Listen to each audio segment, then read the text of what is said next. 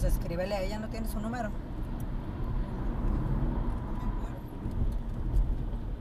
Pues mira, si se hubiera muerto ya sabrías. Sí.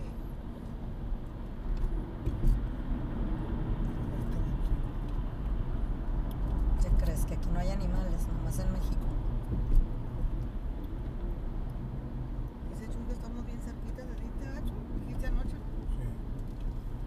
Pues más cerquita de donde andábamos ayer, sí.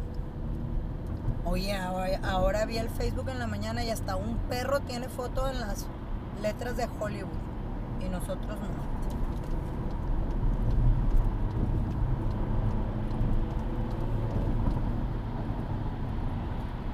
Está lejos para que vayas otra vez. Pues sí. Le pitó el de atrás, va, el negro. Está peleando conmigo, no sé por qué. ¿Eh? Está peleando conmigo, no sé por qué. ¿Qué te trae? Está peleando. ¿Se asustó, Chuy? Hey. ¿Le picó igual?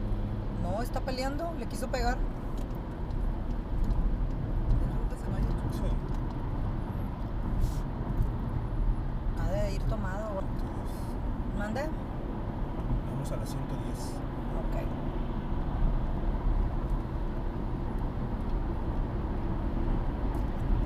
Pero, ¿por qué se enojaría el señor si él es el que la viene regando?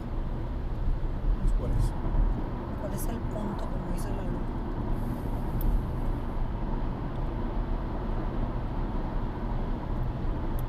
Ya que se salga por esta salida.